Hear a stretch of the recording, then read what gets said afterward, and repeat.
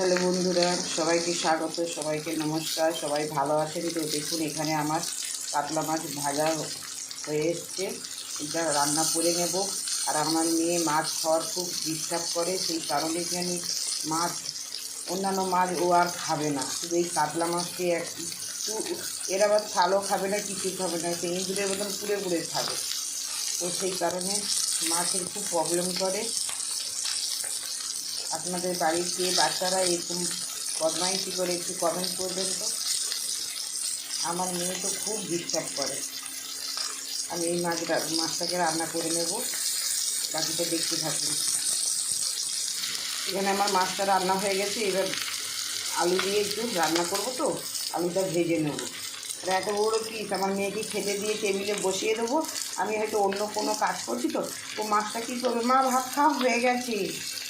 এবার ভাত খাওয়া হয়ে গেছে বলতে না, মাছটাকে কী করবে, ডাস্টবিনে ফেলে দেবে, দিয়ে ধরে একটা কাপড় চাপা দিয়ে, পেপার চাপা দিয়ে দিই, দিয়ে কিনে আর মাছটা খাবে না। যখন আমি ডাস্টবিনে যখন অন্য কিছু ফেলতে যাবো, দেখবো দেখি না মাছের পিস করে। এত মাছ খাওয়া ভয় পায়। দেখুন বন্ধুরা, আমি এটা গা মাখা একটু মাছের ঝাল করে নিয়েছি, কেননা ডাল হবে, আরও বাকি সবজি হবে, এতে ঝোল রাখলে ফের খাবে না। দেখেছেন বন্ধুরা? বন্ধুদের কেমন লাগছে লাইক কমেন্ট শেয়ার করুন, ধন্যবাদ। সবাই ভালো থাকুন। দানা কলা এগুলো খেতে ভালোবাসেন, এটা সেদ্ধ করে রেখেছি, এটা মশলা দিয়ে ভালো করে কষিয়ে কষিয়ে ভাজবো।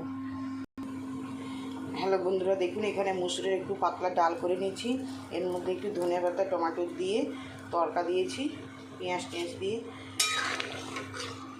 দেখেছেন? আর এই ডালটা না খেতে এই মাছের সাথে খুবই ভালো লাগে। এই ডালটা হচ্ছে আমার মেয়ের প্রিয় ডাল, দিয়ে একটু হচ্ছে কিনানি ভাজাভুজি হবে, খেতে খুব ভালোবাসে। ও এমনিতেই কোনো কিছু খাওয়ার অত ইয়ে নেই, এনার্জি নেই, ও একটু মানে চিপসিমা খায় যাকে বলে। দেখেছেন? ডালটা আমার হয়ে গেছে। বন্ধুরা সবাই ভালো থাকুন, সুস্থ থাকুন। দেখুন বন্ধুরা, এখানে আমার সব মশলা দিয়ে জিরে, পাঁচফোড়ন, তারপর সরষে, শুকনো লঙ্কা, তেজপাতা সব রকম ভেজে মশলা করে তারপর ওর মধ্যে দিয়ে দিচ্ছি। এটা ঠান্ডা হলে না, হাতে যেরকম আলু দিয়ে মাছটা হয় চোখা, এটাকে ভালো করে মাখতে হবে। এখন তো খুব গরম। বন্ধুরা এই দানা কলা কে কী খেতে ভালোবাসেন একটু আমাকে কমেন্ট করবেন, ভালো লাগলে শেয়ার করবেন। ধন্যবাদ। সবাই ভালো থাকুন, সুস্থ থাকুন। শুভ দুপুর।